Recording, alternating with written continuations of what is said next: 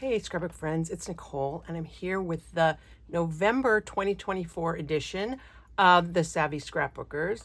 Hopefully you know by now that this is a series I do once a month on the second Wednesday with my two good friends and fellow Creative Memories advisors, Donna Guest and Debbie Martin. Each month, we take a Creative Memories paper pack and either stickers or the embellishments, and we divide it up between the three of us.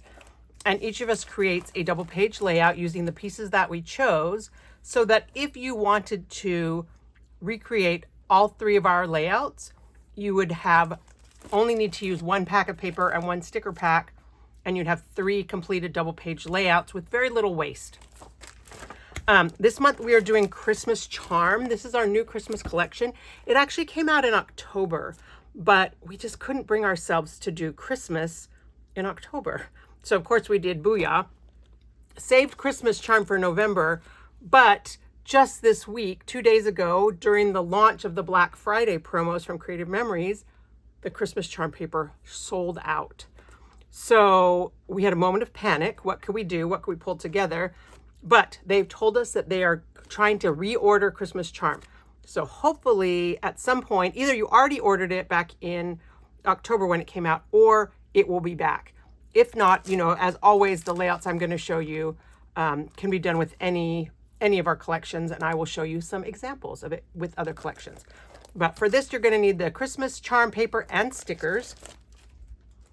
And for my layout, you're going to be using this green plaid. The back is the ornaments. The little asterisk snowflakes. The back is the red plaid. And then the green kind of viney paper. The back is the argyle, and this stripe. The back is the red stars. And I will be honest with you that we all agree that this red stripe is kind of the hardest one to use. It's a lot of pattern. And so I wanted to try and see if I could make it work and make it not be horrible. So this is what I came up with. It's very much like a color block layout, which is something I've liked to do. I don't think I've done that for one of these Savvy Scrapbookers videos before. I hope it's not something that I do too much, but just really versatile. Has a room for a lot of photos, 8, 9 if you wanted. If you had small ones, you could even squeeze in a few more, but 8 or 9 photos, which I think is great. So let's get started. All right, we're going to take the green plaid and the green vine, and we're going to set that aside. That's going to be our backgrounds. Now, I know some people really like to have matching backgrounds. If the patterns bother you, you could, of course, use 2 pieces of cardstock. But I think you will agree, I hope, when we get done, that this is okay. These 2 patterns together, they work okay to be backgrounds. They don't look a lot different because you hardly see any of them. So we can set those aside.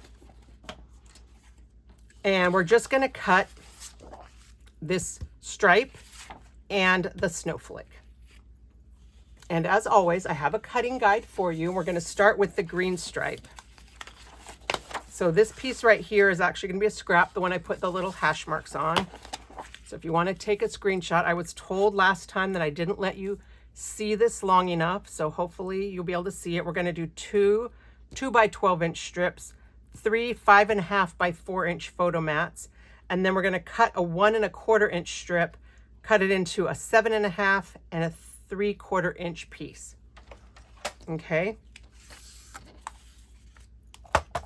And when you cut this one, you want to cut against the grain, perpendicular to the design, so that you have all the lines show up across your page.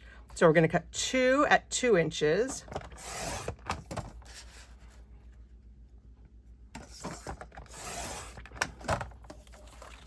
All right, so that's these 2.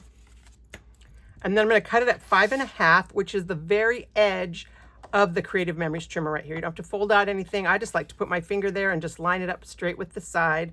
That's 5.5. So then I've got this 5.5 inch piece, and now I need it to be into 3 4 inch sections. So I'll turn it 90 degrees. We're going to cut 4, 4, and 4. Now, I will tell you that this does mean you are going to have to crop your photos down a little bit. You're not going to be able to keep them at 4 by 6 if that's what you have. All right, the last piece we're going to cut at 1 1/4. And I always like, if I'm cutting less than 1 3/4 inches, I like to cut it measuring on this side. I just feel like, even though on this one it doesn't really help too much because I can't line it up there, I just really like to, I guess it's almost centered here, but all right, so there's my 1 1/4 inch piece, and then this is my scrap. And then I'm going to turn this and cut this at 7 1/2.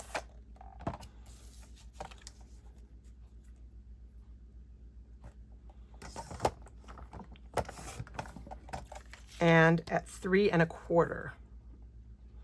And I know those aren't like the happiest of numbers, but that's how it worked out. This is also another little scrap. Okay, so that's paper number 1. And then paper number 2, we're going to do these asterisks, little snowflakes. And the nice thing about this one is that the pattern on the back is not directional. So it doesn't really matter which way you put this in. And for this one, you can see we have 4 by 5 1/2, 4 by 5 1/2, and 4 by 4. So what I found the easiest to do was to start by cutting this into 3 4 by 12 inch strips.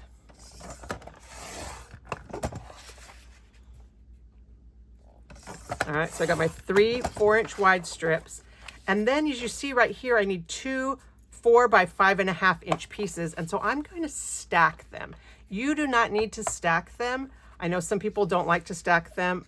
Sometimes I don't, but lately I've been liking stacking them. So again, 5 1/2 is right here to the edge of our trimmer. So that's 5 1/2. So I've got these 2. Now unstack these. We need one more that's 5 1/2. And then this is a scrap. I forgot to put hash marks, sorry.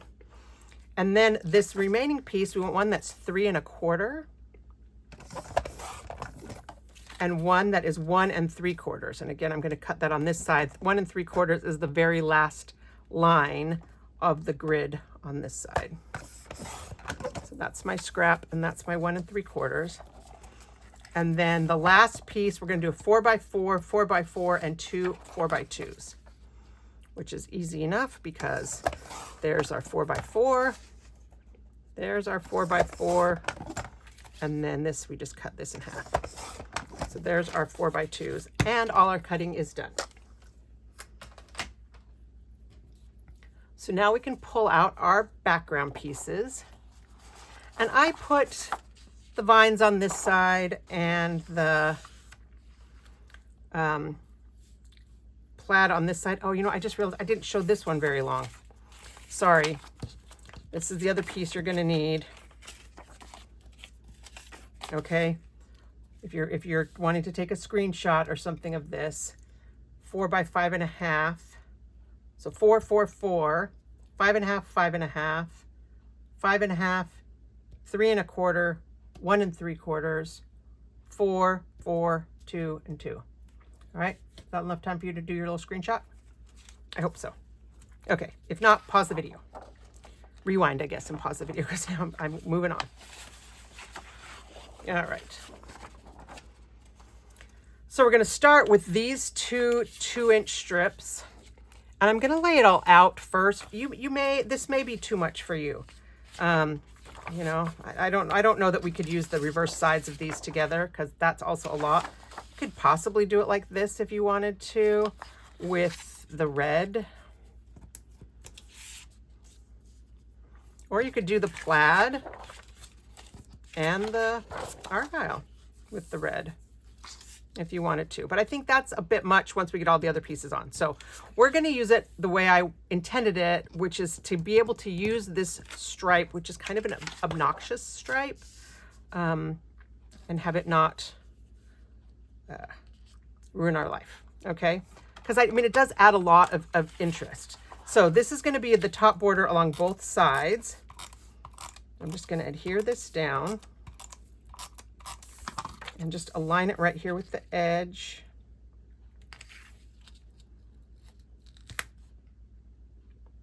Straight as I can. And then the interesting thing is that this is pretty mirrored, right? So I can put this right here and they all kind of line up. And even if I flip it around, I mean, there's a little bit of difference in the stripes, but it's very much the same. So it doesn't really matter which direction you put in. I will probably do it so it's same, just to have that flow. I think sometimes if you mirror something, like your eye is drawn to that. So like this has the white line right there. So if I put this right here, I don't know. I think I wouldn't like that as well as if I did it this way. Even though these are the same, something about that white line right there. All right, I'll turn it sideways.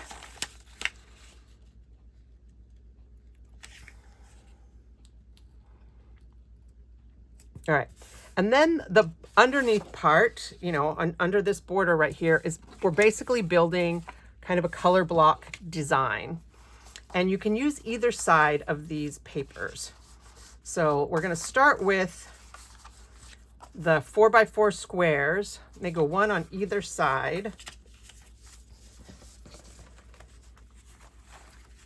I guess I should have put them in piles. That would have been easier. All right, so there's my 4x4 square.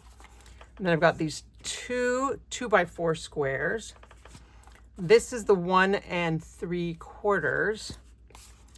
This is my 7.5 by 1 1/4, and it goes down here.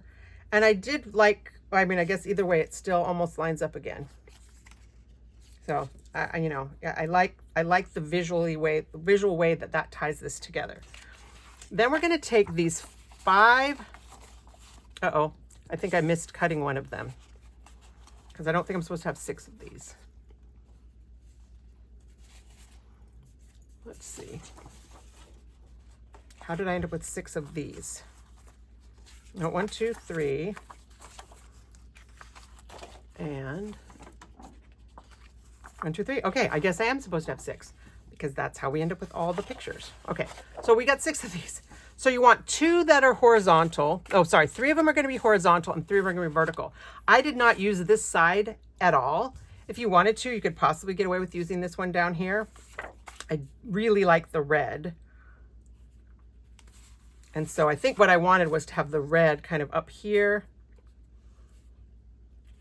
and one of them up here, just because I like the red. And then I put one little confetti snowflake here to kind of tie these together. And I put the red plaid next to it. And then here you could do either the red plaid or the confetti snowflake. I kind of like the confetti snowflake. Then we're going to take the 2-inch pieces, and they just fit in this little space right here. The 1 3/4-inch piece I am going to flip over and use the plaid. And then here on this end, I'm going to use, and again, you could decide what you like better. This one, I want to use this white to kind of build my design on. So I'm going to have these 2 be touching, which I don't usually do. Maybe I will do it like this. You know, it's so funny. I've mentioned this before, but when I teach project recipe classes, we almost always end up flipping one of the things over. I think I'll do that one. No, I can't do that because then I want. Ugh. And so when I started designing the project recipes, a couple of my friends asked me, are you going to change up the directions? Turns out I do. I like to mix it up, and sometimes I'm in a different kind of a mood. I think we're going to do this. Oh, no, I think we'll do this. How about this? This gives me, I think that's enough. That's going to be okay. All right, and then I should have my last little piece. This was that 1 and, oh, it doesn't quite line up here, but that 1 3¼ inch. And so basically you want to just build this, and you have to try and keep your lines even. And I found the easiest thing for me was to build it from this inside corner. And it's about, maybe about 1/8 of an inch. And because you build it from the inside corner, if you have any extra space, that'll put that extra space here on this side and up here between the 2, and that'll be fine. That'll be actually a good thing. All right, so we're going to stick these down.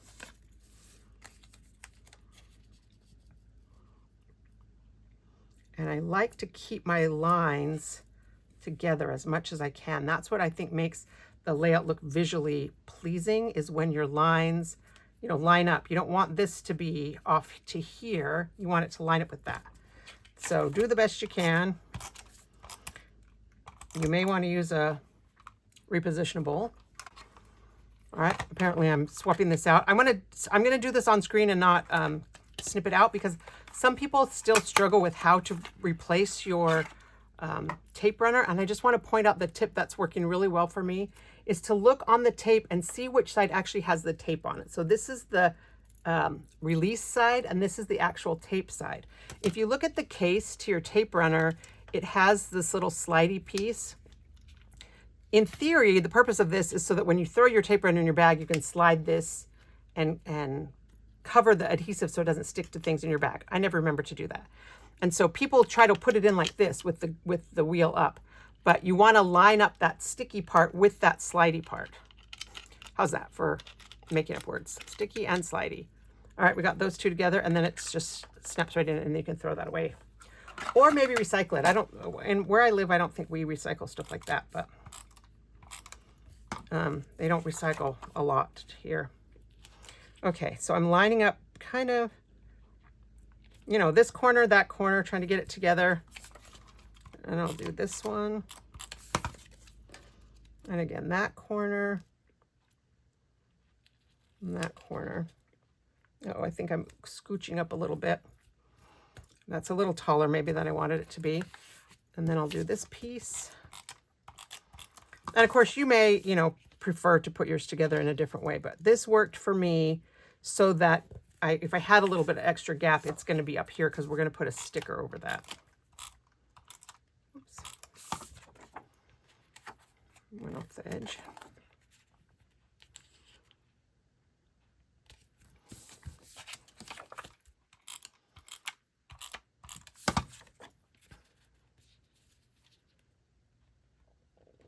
All right, so this didn't quite line up here the way I wanted it to line up. I want these to look, I just want it to look nice. Let's scoot that over just a smidge.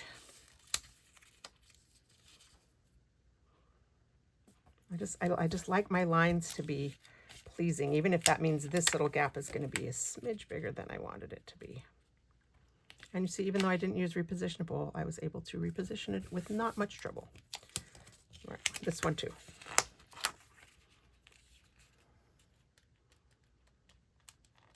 Okay, and then we'll do the same thing with the other side. And I want these to be aligned.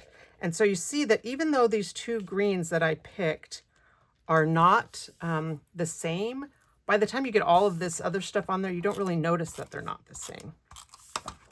So I guess that's a good question I can ask you.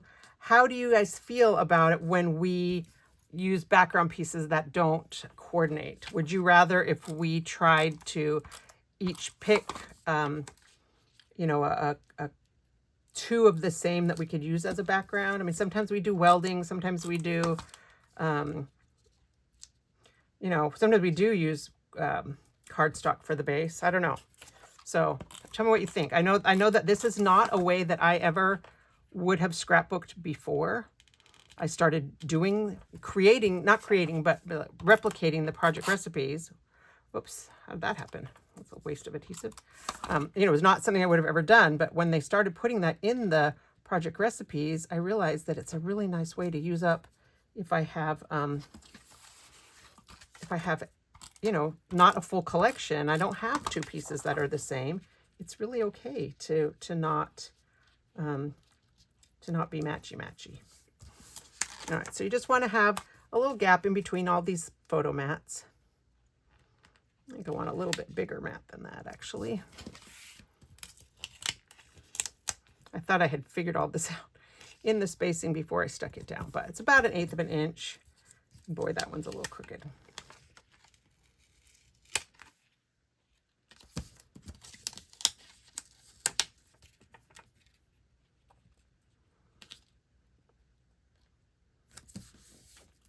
Okay.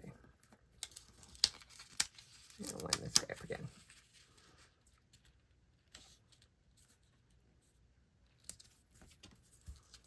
So more of a space than in some of these than I thought. But I couldn't bring myself to do 1/8 of an inch. You know, 1/4 of an inch is already kind of a pain. And we've got the grid on the trimmer to help us do that. Okay, so there's all my photo mats down. And this is basically the layout. And then you're going to add your photos to it. But before we do that, I want to do a little bit of embellishing. And as always, you know, we divvy up these stickers ahead of time. And so there may be stickers that I use that you would rather use something different. And it would just mean that you wouldn't have it for Donna's or Debbie's. So don't use any stickers until you've watched all the videos to see if you want to change things up a little bit. But, you know, we choose our stickers before we know exactly what we're going to do. So for this one, I picked this little candy border.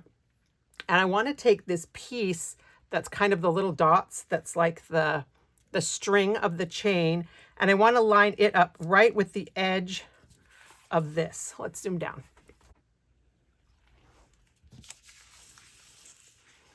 Okay, so this edge, like the outside edge of the middle section, is going to be lined up right with this edge of the,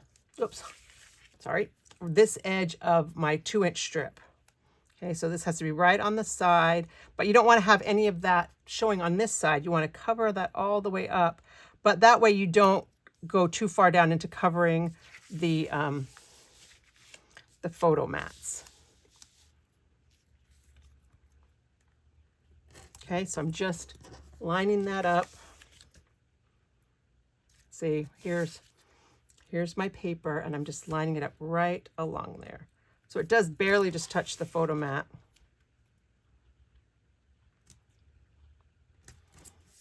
All right, so you can see it just lines right up along with the edge of that. You know, that you can see a little bit through, but nobody's gonna know. Okay, back up. All right, and then we'll do the exact same thing on the other side.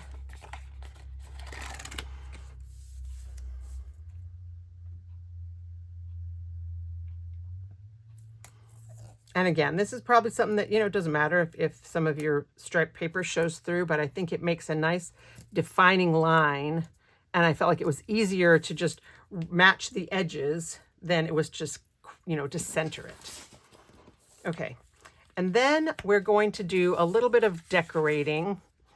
And I thought this would be a fun, you know, deck the halls kind of, you know, Christmassy thing. So I picked the one that says deck the halls. This is a little half circle, and I thought it would make a cute title up here. I put it in probably maybe 1.5 inches or so, right here on top of these little candies.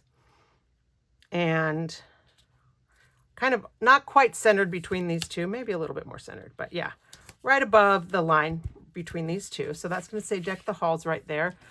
And then we're going to put the Christmas stockings, and there are 4 Christmas stockings, but I felt like visually 3 of them looked nicer than trying to squish 4 in there. And so I did the 2 reds and 1 green. You could absolutely do the 2 greens and 1 red if you prefer that. So, but let's get a ruler, because you know how I am. Although actually, maybe we don't need a ruler. Maybe we can use these little candies. I was going to center it. When I did it before, I put my ruler on here, and I picked my green stocking that was the middle one, and I put it right at the 2-inch spot, right at the top. But look, that's right at this candy. I didn't notice that yet. And then if I do the 1-inch, that's kind of right at that candy, and that's at that candy. So you can just use those candies. I just saved you from having to get your ruler out. You're welcome. All right, so we're going to do this one right by this candy.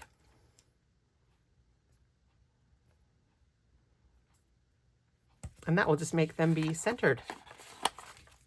And just have that nice even, maybe not. Okay, a little bit more. Make them so they look nice. And then I did spread, and kind of centered that. And don't stick this all the way down yet, because you may want to jiggle these around a little bit just to get the spacing to work. Spread holiday cheer. Kind of like the, you know, kind of this lined up. So there's spread holiday cheer with my stockings. You could absolutely put these up on foam squares if you wanted to have a little bit of dimension. That's all we're going to do with the decorating on this side.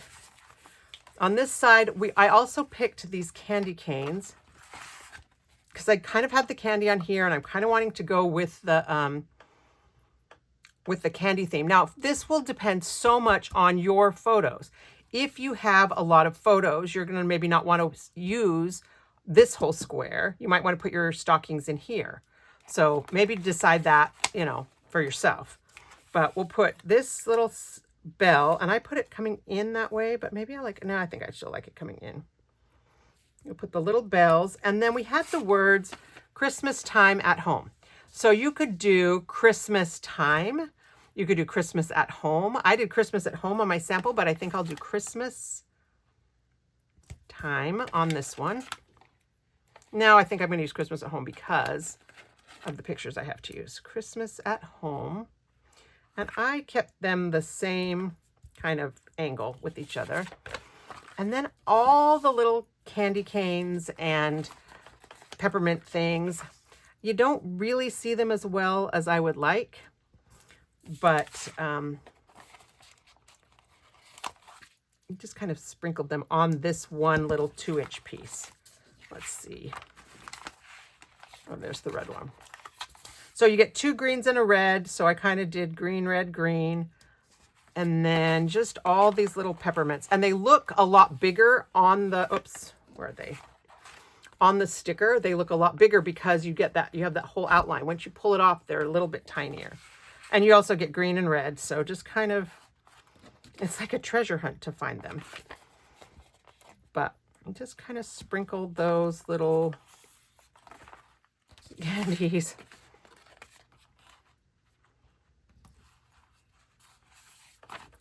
All right, I know there's more of them. Okay, there's one right there. And there's probably another one. Oh, there it is right there. Okay. So I've just kind of, you know, sprinkled them little confetti in that space. But if you had a picture that you wanted to put in there, then you, of course, wouldn't have to put this in. So I had to go back a little ways to find pictures of us actually decorating the tree. It used to be a thing that I always took pictures of. And lately I haven't been taking pictures of that because my kids are all grown up and it's just, it's not the same. They don't really like to help with the tree. They say that I move their ornaments around after they put them on, which, you know, to be fair, I actually do. So these, if you remember, are 4 by 5.5, which means we are going to have to crop our photos down quite a bit. If you have the digital size photos, those are already going to be 5.3 or 5.25 even sometimes. So they're going to fit in there a little bit better and you'll be able to trim less. These are 4 by 6s that I had printed. So I am going to just have to trim these off to be, I think I'm going to trim in both directions to have a 1/4 inch mat. So a lot of this shows. So I'm going to cut off 1/2 inch of this. And what's really interesting to me is that this turns this 4 by 6 photo into a 3.5 by 5 photo. And I don't know how long you have been scrapbooking, but when I very first started scrapbooking, I'm not going to be able to cut that all that way. 3.5 by 5 was the standard size, kind of the default size of photos. And the 4 by 6 was like the luxury, you know, that you had to pay extra for. All right, this paper chain actually is one that originally was started the first Christmas my husband and I were together, which was, well, our first Christmas together, we were living with my grandmother, but our first Christmas in our own home was 1987. We were so poor, so poor. I went to Walmart or something and I bought a pack of construction paper and some glue, and I cut these little strips by hand. I didn't have a trimmer, and made this paper chain to go on our very tiny tree. And, you know, 1987, however many years ago that was, 36, 37, 38, something like that. So, oh, I don't want to cut off his hand. I guess I'm going to cut his little bit of his tummy off right here. And we'll go this way to get my 3.5 by 5. And then we've got some squares and some horizontals. So here's my little cat who loves to watch us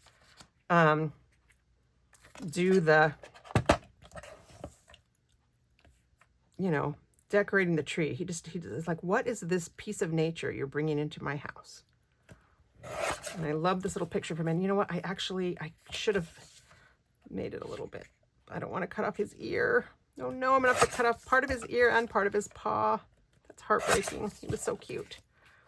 Oh, I have to cut off a little bit more. What did I have to say? Oh, I had to go to 5. I think I just cut this to 5.5. Oh, poor little cat. His name's Simon. He's a tuxedo cat, and he's very cute. He's an old man. He's an old man cat now. Here's another picture of him that I thought would be... Oh, I think I've got one extra picture. Oh, I think I was going to do that in a 4x... Okay, so here's my little old man cat, and this piece was 3... What was it? 3 3¼ by 4. So I think I need it to be 2 3/4 by 3.5. So there's a half right there. We'll leave a lot of Christmas tree and get rid of this chair. I'm going to cut all that little space off right there. 3.5 by 2 3/4. I'm gonna get as much of the Christmas tree in there, but I'd really love to cut out the boxes that we took the Christmas decorations out of. That's always the least pretty part of Christmas. All right, I've got this one. And I did not have a picture. Oh, this is gonna happen. I have to cut another. I cut this one at 5 too. Darn it. I think I need to cut his hand after all. Yeah, I cut up 5.5. No, I can't cut his hand off. All right, belly it is.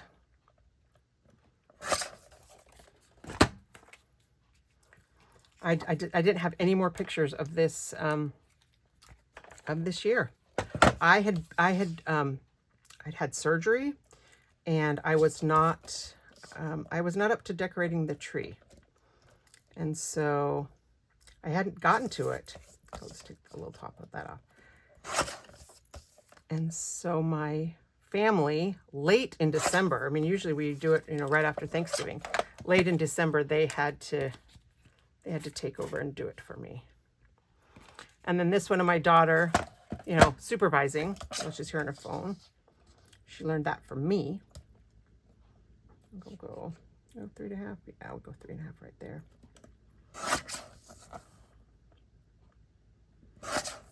3.5 by 3.5. I guess I'll cut off some of her little warm fuzzy feet. But she'll be right in there. And then I'll just take a piece of white and do some journaling right there and maybe right here. So I hope that you can see that even though this is a crazy busy paper, you know, the layout is busy. And the paper, you'd think that they might be too much, but it's Christmas. You kind of can't be too much at Christmas. Christmas is the time for all the lights and all the colors. And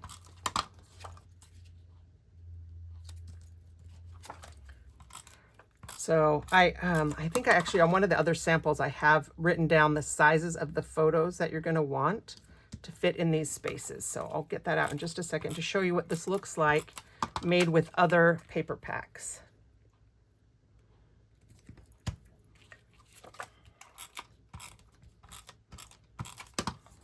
Which will be especially good if you're trying to make this before Christmas charm comes back.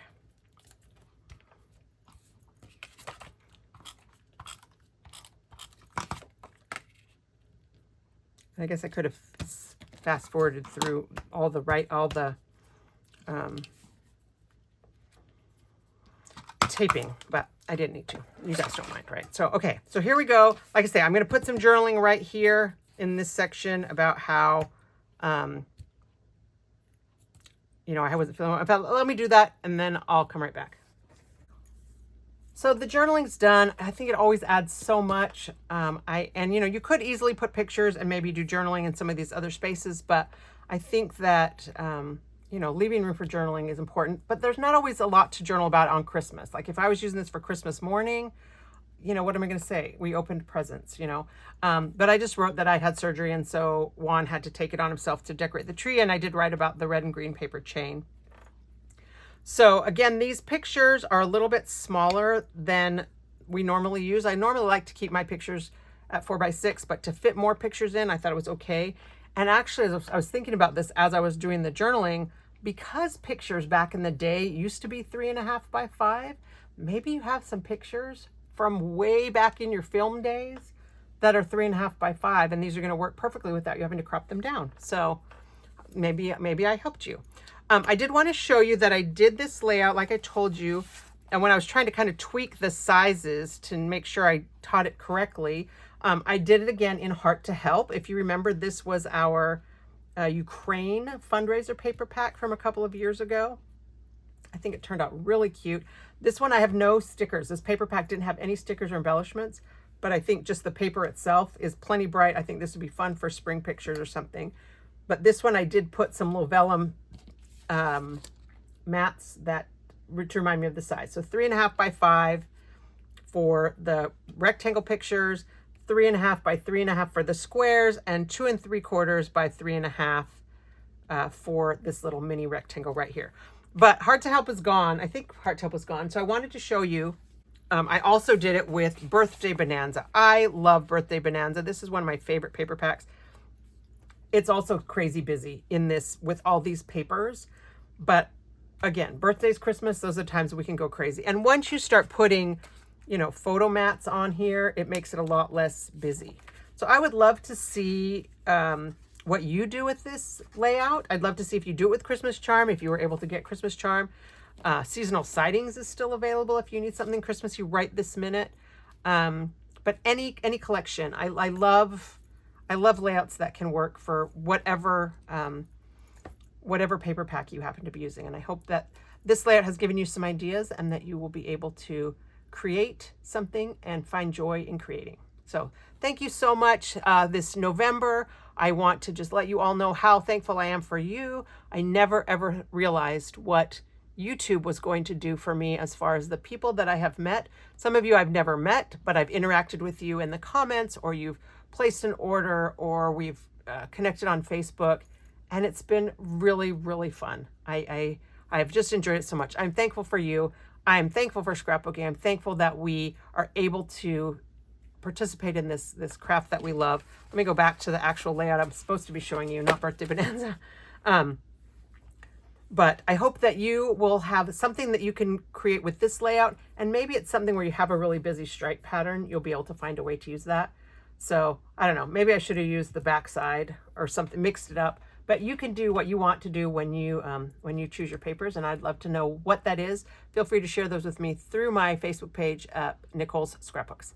So now that you've watched mine, go ahead and hop over to Donna's and Debbie's. I will put the link to their videos in the comments or the item description, and you'll be able to just hop right over there. And when you're done, you'll have seen how you can use one paper pack and one sticker pack and get 6 pages, 3 double page layouts. So thanks so much. Happy scrapbooking and happy Thanksgiving.